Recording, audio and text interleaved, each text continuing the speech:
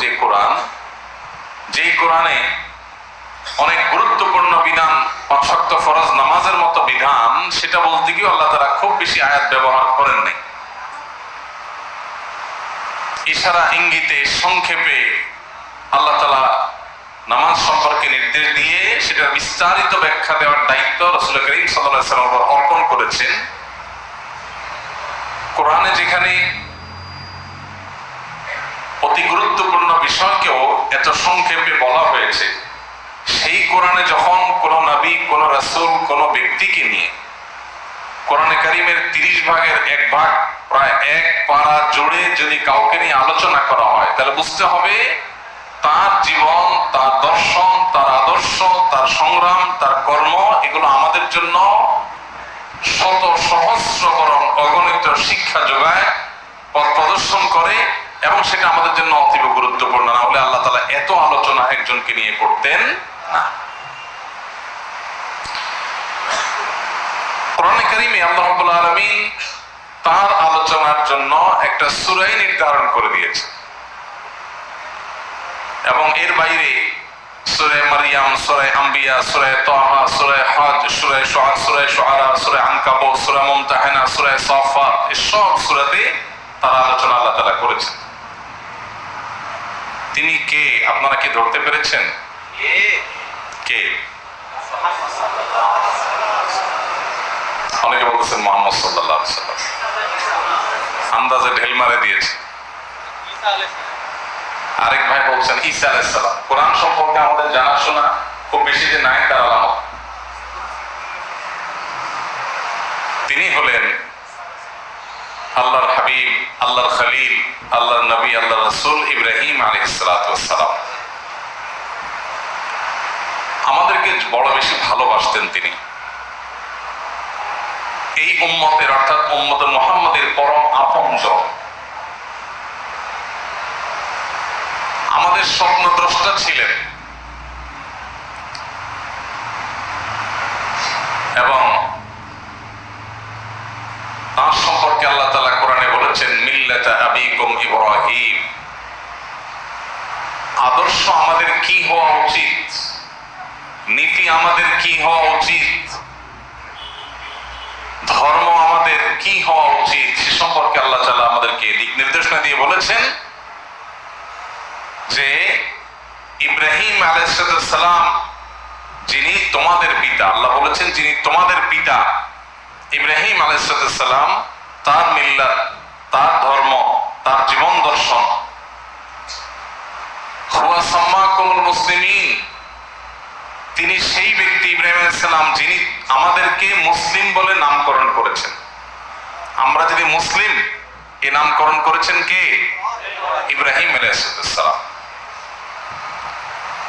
আমাদের নামটা রেখেছেন যিনি, যিনি আমাদের স্বপ্নদ্রষ্টা ছিলেন, যাকে আল্লাহ তাআলা আমাদের পিতা বলে পরিচয় দিয়েছেন। মিল্লাতে আবিকুম বলতে মুসলিম জাতি, গোটা মুসলিম মিল্লাত, গোটা মুসলিম উম্মাহ কিয়ামত পর্যন্ত যারা আসবে সবার পিতা, নাকি আরবের যারা ছিলেন সে আরব জাতির পিতা? এটা নিয়ে মুফাসসিরদের মধ্যে একাধিক মত আছে। অনেকে বলেছেন এখানে আরব জাতির পিতা বোঝানো হয়েছে, কারণ তার বংশধরদের মধ্যেই ইসমাঈল আলাইহিস সালাম, তার বংশ থেকেই মুহাম্মদ সাল্লাল্লাহু আলাইহি সাল্লাম এবং পরবর্তী প্রজন্মের এবং তার আগের প্রজন্মের যারা ছিলেন তারা এসেছেন। এই জন্য তাদেরকে লক্ষ্য করে বলা হয়েছে যে মিল্লাতে আবিকুম ইব্রাহিম। যদিও আয়াতের পরের অংশ হুয়া সাম্মাকুমুল মুসলিমিন, এখানে তিনি তোমাদের মুসলিম বলে নামকরণ করেছেন, এটা আরবদের জন্য খাস না, বরং গোটা মুসলিম জাতিকেই আল্লাহ তাআলা উদ্দেশ্য করে বলেছেন যে তোমাদেরকে মুসলিম নামকরণ করেছেন। এই জন্য তিনি আমাদের আদর্শিক পিতা, গোটা বিশ্বের মুসলমানদের আদর্শিক পিতাকে ইব্রাহিম আলাইহিস সালাম। আল্লাহ রাব্বুল আলামিন তার আলোচনা কোরআনে প্রিয় নবী সাল্লাল্লাহু আলাইহি সাল্লামের মক্কি জীবনের একেবারে শুরুর দিক থেকে, মক্কি জীবন থেকে নিয়ে শুরু করে মাদানী জীবনের শেষ পর্যন্ত তার আলোচনা আল্লাহ তাআলা নাযিল করেছেন। কত গুরুত্বপূর্ণ হলে এটা সম্ভব হয়? নবী করিম সাল্লাল্লাহু আলাইহি সাল্লামের জীবনীকে দুই ভাগে ভাগ করা হয়, একটা মাক্কি জীবন আর একটা হলো মাদানী জীবন। মাক্কি জীবন বলা হয় নবী সাল্লাল্লাহু আলাইহি সাল্লামের জীবনের সেই বছরগুলোকে, যেই বছরগুলো তিনি মক্কায় কাটিয়েছেন নবুয়তের দায়িত্ব বুঝে পাওয়ার পর। আর মাদানী জীবন বলা হয় নবী আলাইহিস সালামের জীবনের সেই বছরগুলোকে, যে বছরগুলো তিনি হিজরত করে মদিনায় আসার পর থেকে ওয়াফাত পর্যন্ত অতিবাহিত করেছেন। সেগুলো হলো 10 বছর। আর মক্কাতে কাটানো বছরগুলো কতগুলো? মোট 43। আর নবুয়তের দায়িত্ব বুঝে পাওয়ার পর থেকে নিয়ে 13 বছর। ইব্রাহিম আলাইহিস সালামের জীবনী, তার জীবনের বিভিন্ন পাঠ অংশ এত গুরুত্বপূর্ণ যে আমাদের প্রিয় নবী মুহাম্মদ সাল্লাল্লাহু আলাইহি সাল্লামকে আল্লাহ তাআলা কঠিনতম সময়ে মক্কার জীবনেও ইব্রাহিম আলাইহিস সালামের কথা বলেছেন, তার জীবনে শুনিয়েছেন। তার মানে মানুষের জীবনে যখন দুঃখে থাকে, কষ্টে থাকে, বিপদে থাকে, তখনও ইব্রাহিম আলাইহিস সালামের জীবনী তার জন্য আদর্শ। আবার যখন নবী সাল্লাল্লাহু আলাইহি সাল্লাম মদিনার জীবনে গিয়েছেন, তুলনামূলক বিপদ একটু কমেছে, তখনও আল্লাহ রাব্বুল আলামিন তার সামনে ইব্রাহিম আলাইহিস সালামের ঘটনাগুলি তুলে ধরেছেন। তাহলে এখান থেকে বোঝা যায় যে ইব্রাহিম আলাইহিস সালাম আমাদের জন্য আদর্শ হিসাবে কত গুরুত্বপূর্ণ। প্রিয় ভাইরা আমার, তিনি সেই মহান সত্তা যিনি মুআজ্জিনুল হজ ছিলেন, যিনি হজের ঘোষক ছিলেন। আল্লাহ রাব্বুল আলামিন যাকে নির্দেশ করেছেন, ওয়াআযিন ফিন নাস বিল হজ ইয়াতুকা রিজালান ওয়া আলা কুল্লি দামিরিন ইয়াতিনা মিন কুল্লি ফাজ্জিন আমিক। আল্লাহ বলেছেন, ইব্রাহিম, কাবা নির্মাণ শেষ হয়েছে, আপনি এবার বিশ্বের সব মানুষকে ঘোষণা দিন, ওয়াআযিন ফিন নাস বিল হজ, লোকদিগকে, বিশ্ববাসীকে হজের ঘোষণা দিন। আপনার ঘোষণায় তারা আসবে পায়ে হেঁটে, দূর দূরান্ত থেকে, বিভিন্ন ভাবে।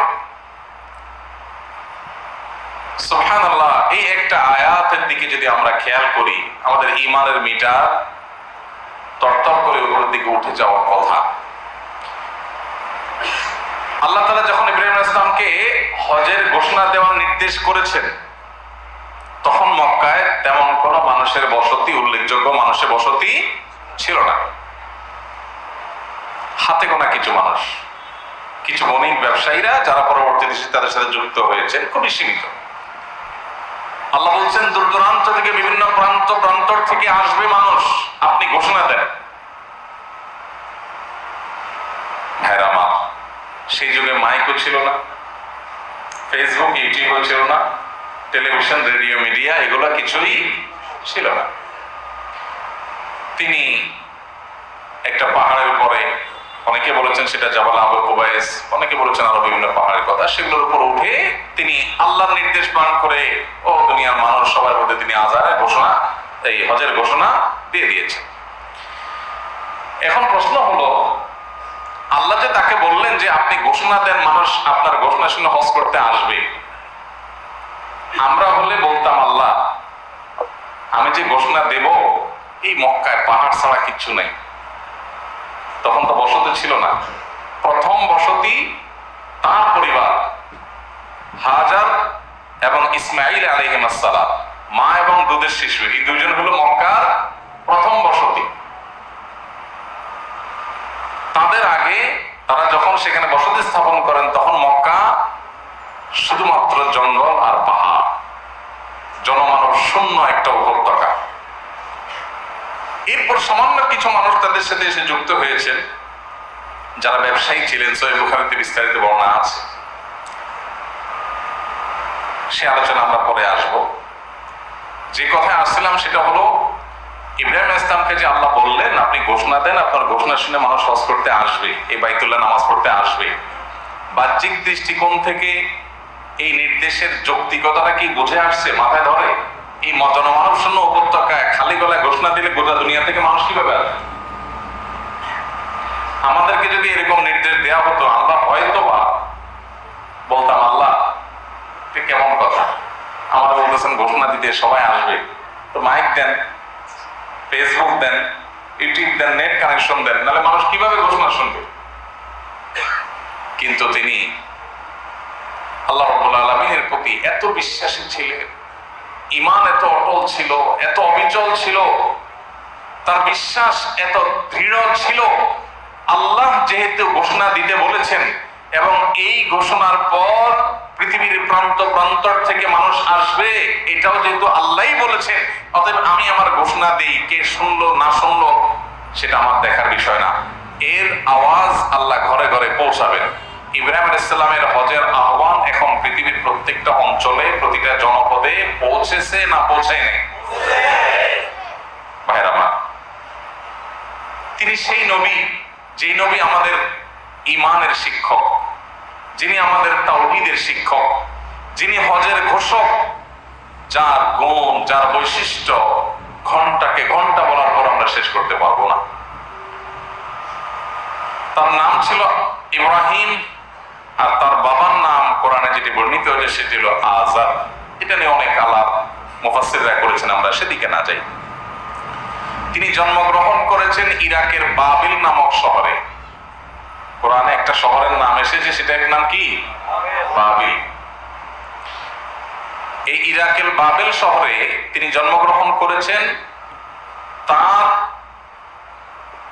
মূল উপাধি বেশ একাধিক, আমরা সেটাও আলোচনা প্রসঙ্গে বলবো কি কি উপাধি আছে তার। এর ভিতরে তার একটা উপাধি হলো তিনি ছিলেন আবুল আম্বিয়া বা নবীদের পিতা। কার পিতা? সুবহানাল্লাহ। তিনি ছিলেন নূহ আলাইহিস সালাম, নূহ আলাইহিস সালামের ছেলে সাম ইবনে নূহের বংশধর। ইব্রাহিম আলাইহিস সালামের পর থেকে মুহাম্মদ সাল্লাল্লাহু আলাইহি সাল্লাম পর্যন্ত পৃথিবীতে যত নবী, যত রাসূল এসেছেন, এই সমস্ত হাজার হাজার নবী রাসূলদের সবাই এসেছেন ইব্রাহিম আলাইহিস সালামের একা ওনার বংশ থেকে। আল্লাহ রাব্বুল আলামিনের কাছে কত প্রিয় হলে, আল্লাহর কত ভালোবাসার মানুষ হলে, তার বংশ থেকেই পৃথিবীতে তার আগে নবী রাসূল যারা হয়েছেন তারা তো বিভিন্ন তার পূর্বের বংশের বিভিন্ন বংশ থেকে হয়েছেন, তো তারপরে যারা এসেছেন তার 100% নবী রাসূলরা, সকল নবী রাসূলরা, ইহুদিদের সমস্ত নবী রাসূলরা, খ্রিস্টানদের নবী, আমরা যাকে নবী হিসেবে স্বীকৃতি দেই, আল্লাহ নবী ঈসা আলাইহিস সালাম, আমাদের নবী মুহাম্মদ সাল্লাল্লাহু আলাইহি সাল্লাম, সমস্ত নবী রাসূলরা যার বংশে জন্মগ্রহণ করেছেন তিনি হলেন ইব্রাহিম আলাইহিস সালাম। ভাইরা আমার, কোরআনে কারিমে আল্লাহ রাব্বুল আলামিন 25 জন নবীর নাম উল্লেখ করেছেন। কতজন? 25 জন। আল্লাহর নবী রাসূলের সংখ্যা আরো অনেক, কিন্তু কোরআনে উল্লেখিত হয়েছে যাদের নাম তারা কতজন? 25 জন। এই 25 জন নবীর মধ্যে 5 জন নবী আছেন যাদেরকে কোরআনে আল্লাহ রাব্বুল আলামিন উলুল আজমি মিনার রুসুল বলে সম্বোধন করেছেন। কি বলেছেন? উলুল আজম। উলুল আজম মানে কি? উলুল আজম মানে হলো দৃঢ় প্রত্যয়ী, যাদের প্রত্যয় ছিল সুদৃঢ়, যারা তাদের আদর্শে ছিলেন অটল অবিচল, চুল পরিমাণ তারা তাদের আদর্শ থেকে বিচলিত হন নাই। অনেক কঠিন পরীক্ষা যাদের জীবনে গেছে, কিন্তু তারা প্রত্যয়ী ছিলেন, দৃঢ় প্রত্যয়ী ছিলেন। নবী রাসূলদের মধ্যে যাদের জীবনে পরীক্ষা, কঠিন সময় জীবনে সবচেয়ে বেশি আসছে, সেই রকম 5 জন নবীকে আল্লাহ উলুল আজমি মিনার রসুল বা রাসূলদের মধ্য থেকে দৃঢ় প্রত্যয়ী বা উলুল আজম নবী হিসাবে, রাসূল হিসেবে আখ্যায়িত করেছেন। সেই 5 জনের একজন ছিলেন ইব্রাহিম আলাইহিস সালাম। বাকি 4 জন কারা ছিলেন? প্রথম জন ছিলেন নূহ আলাইহিস সালাম, যিনি ইব্রাহিম আলাইহিস সালামেরও আগে পৃথিবীতে এসেছেন। এর পরের জন ছিলেন ইব্রাহিম আলাইহিস সালাম, তারপরের জন ছিলেন মুসা আলাইহিস সালাম। কয়জন হলো? তারপরের জন ছিলেন ঈসা আলাইহিস সালাম, আর তারপরে 5ম নম্বর ছিলেন আমাদের নবী মুহাম্মদ মুস্তাফা সাল্লাল্লাহু আলাইহি ওয়াসাল্লাম। ভাইরা আমার, আল্লাহর নবী ইব্রাহিম আলাইহিস সালাম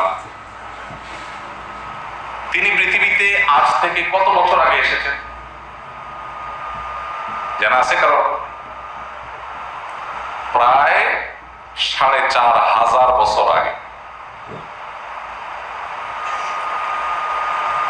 আল্লাহ রাব্বুল আলামিন তাকে এত বেশি বৈশিষ্ট্য দিয়েছেন, এত মর্যাদা দিয়েছেন, কোরআনের পাতা পাতায় আপনার ইব্রাহিম ইসলামের ঘটনা আলোচনা শুনতে পাবেন।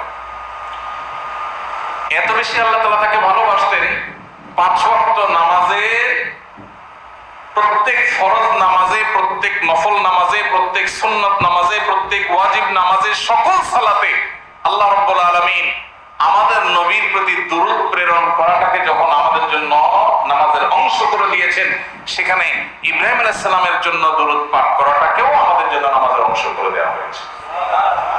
আমরা যে নামাজের দুরূদ পড়ি, এটার নাম কি ভাই? দুরূদ ইব্রাহিম। কেন দুরূদ ইব্রাহিম নামকরণ করা হয়েছে? কারণ এই দুরূদে মুহাম্মদ সাল্লাল্লাহু আলাইহি ওয়াসাল্লামের প্রতি দুরূদ প্রেরণ করার পাশাপাশি ইব্রাহিম আলাইহিস সালাম এবং তার বংশধরদের প্রতিও দুরূদ প্রেরণ করা হয়। দুরূদ প্রেরণ করা মানে কি ভাই? রহমতের দোয়া করা। দুরূদ প্রেরণ করা মানে কি? রহমতের দোয়া করা। আল্লাহ যেন অনুগ্রহ নাযিল করেন। আল্লাহ তো তার রাসূলের প্রতি অনুগ্রহ এমনিই নাযিল করবেন, মাঝখান থেকে আমি বলে আল্লাহর কাছ থেকে বেনিফিট পেয়ে যাব। ভাইরা আমার, ইব্রাহিম আলাইহিস সালামের 1 নম্বর বৈশিষ্ট্য হলো তাহলে তিনি উলুল আযম নবী ছিলেন, দৃঢ়প্রত্যয়ী 5 সেরা শ্রেষ্ঠ নবীদের একজন ছিলেন। তার আরেকটা বৈশিষ্ট্য হলো, আমরা যে বাইতুল্লাহর হজ করার জন্য যাই, তওয়াফ করার জন্য যাই, এই বাইতুল্লাহর নির্মাতা ছিলেন। কত বড় সৌভাগ্যের বিষয়! আমরা যদি একটু চিন্তা করি, কল্পনা করি, তো হয়তো আমাদের সকল হিসাব নিকাশ, ক্যালকুলেশন সব থেমে যাবে। কিভাবে থেমে যাবে? আমরা জানি বাইতুল্লাহ এটা পৃথিবীর প্রথম ঘর, যেটা আল্লাহর ইবাদতের জন্য, উপাসনার জন্য নির্মাণ করা হয়েছে। উপাসনা ইবাদতের ঘর হিসাবে যে আলাদা ঘর হয়, পৃথিবীতে এই ধারণা এনেছে কিসে? বাইতুল্লাহ। এই যে মোবাইলে ভিডিও করতেছে ছেলেকে, তুমি শোনো নাই? আশপাশের লোকজন দেখেন না? আমরা তো শুনতে চুক্তি করে নিয়েছি, কথার মধ্যে যদি আমার মনোযোগ নষ্ট করেন তাহলে তুমি কথা বলতে পারবো না। এই ছেলে মোবাইলে তুমি ভিডিও করলে কেন? তুমি জানো না নিষেধ? আশপাশের লোকজন দেখেন নাই? তুমি যে রুকুতে থেকে ভিডিও করতেছো, পিছনের লোক কিভাবে দেখবে তোমার জন্য? দ্বীনি প্রোগ্রামে এসে তো আমরা দ্বীনি উসুল মূলনীতি মেনে চলবো। এখানে এসে যদি আমরা হুড়োহুড়ি করি, নিয়ম না মানি, তাহলে লাভ কি? ওয়াজ শুনি, ওয়াজ শুনতে এসেই যদি উল্টাপাল্টা করি, লাভ হবে? এই জন্য আমরা মেহরবানি করি, শৃঙ্খলাটা বজায় রাখার চেষ্টা করি, মনোযোগ দিয়ে কথা শুনি। জি ভাই, তো যেটা বলছিলাম, আল্লাহ রাব্বুল আলামিন কোরআনে কারীমে বলেছেন, ইন্না আউওয়ালা বাইতুন উযিআ লিন-নাসি লাল্লাযী বিবাক্কাতা। মক্কার যে ঘর বাইতুল্লাহ, কাবা আছে, এটা হলো সেই ঘর পৃথিবীতে যেটি সর্বপ্রথম নির্মাণ হয়েছে আল্লাহর ইবাদতের জন্য। মানুষকে আল্লাহর ইবাদতের জন্য প্রথম ঘর নির্মাণ করা হয়েছে যেটি, সেটা কোনটা? তার আগে কোনো ঘর পৃথিবীতে ছিল না। নূহ আলাইহিস সালামের প্লাবন কত হাজার বছর আগে হয়েছে সেটা আল্লাহ তাআলা ভালো জানেন। সেটা সঠিক কোন সন, খন, কোরআন, হাদিস কোথাও থেকে পরিষ্কারভাবে পাওয়া যায় না।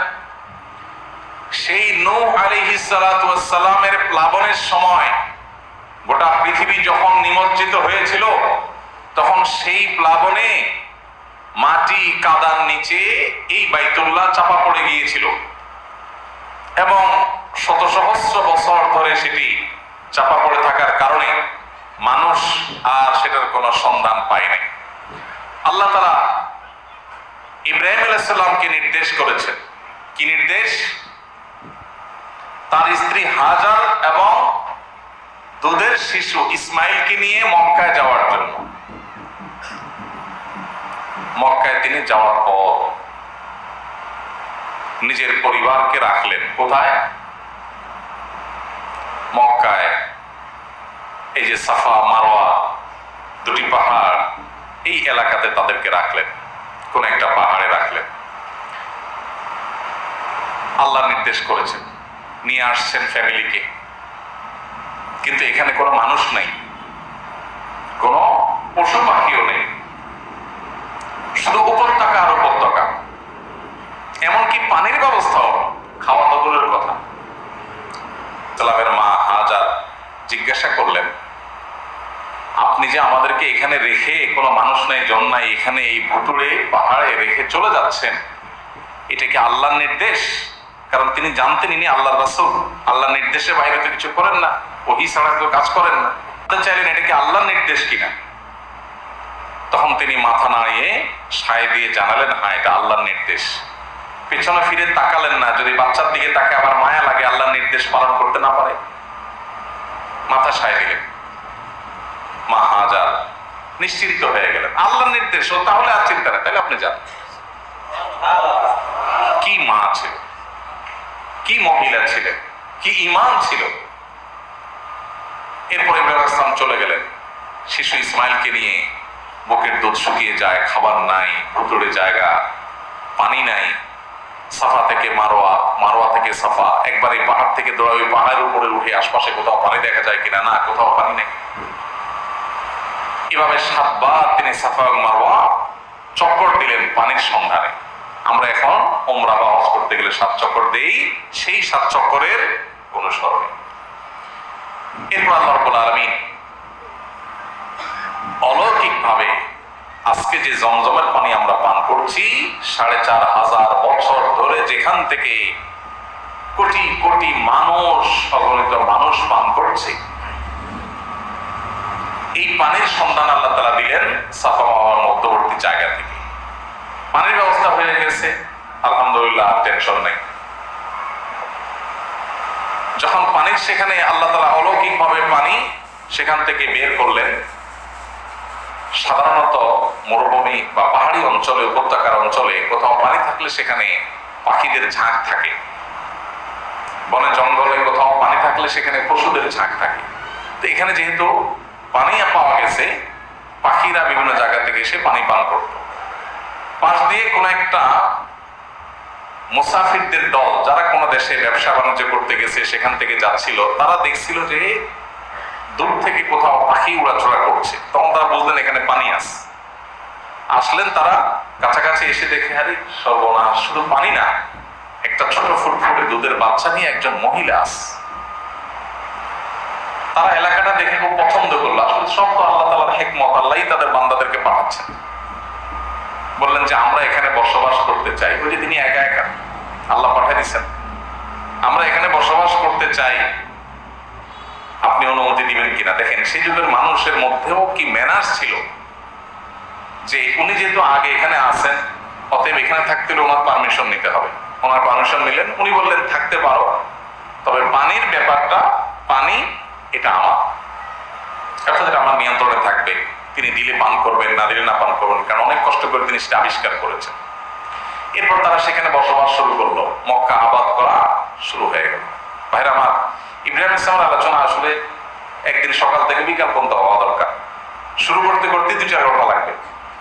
এত কথা, এক পারা যেখানে কোরআনে আল্লাহ তাআলা কথা বলেছেন, সেটা আমরা আধা ঘন্টা 1 ঘন্টা কেমনে বলবো, তারপরও সংক্ষিপ্ত বলা। এই যে মক্কা আবাদ করা শুরু হলো, যে মক্কায় কোনো মানুষ ছিল না, যে মক্কায় কোনো মানুষ ছিল না, সে মক্কা ভুতুড়ে নগরী, যেখানে জনমানব শূন্য উপত্যকা ছিল, বাইতুল্লাহ যেখানে মাটির নিচে চাপা পড়ে গেছে, সেখানে ইব্রাহিম ইসলামের স্ত্রী হাজার এবং ছেলে ইসমাইলকে দিয়ে আল্লাহ তাআলা আবাদ করা শুরু করলেন। আল্লাহ তাআলার কাছে তিনি দোয়া করলেন, ইব্রাহিম ইসলাম, আল্লাহ, আপনার সম্মানিত ঘরের কাছে আমি আমার পরিবারের সদস্যদেরকে রেখে আসলাম, যেখানে কোনো ফল নাই, ফসল নাই, খাওয়ার কিচ্ছু নাই। আল্লাহ রাব্বুল আলামিনের কাছে দোয়া করলেন, আল্লাহ, আমার পরিবারকে যেহেতু এই জনমানব শূন্য উপত্যকায় রেখে গেলাম, যেখানে কোনো ফল ফসল নাই, আপনি তাদেরকে ফল ফসল দিয়ে রিজিক দেন, আর মানুষের মনগুলোকে এই নগরীর সাথে এমন ভাবে সম্পৃক্ত করে দেন, এমন ভালোবাসা সৃষ্টি করে দেন মানুষের অন্তরে এই নগরের প্রতি, যাতে মানুষ এই শহরটাকে ভালোবাসে। দোয়া কি কবুল হয়েছে না হয় নাই? কি হওয়াটা হয়েছে? কি হওয়াটা হয়েছে? যারা তায়েফ গেছেন তারা জানেন এমন কোন ফসল নাই যে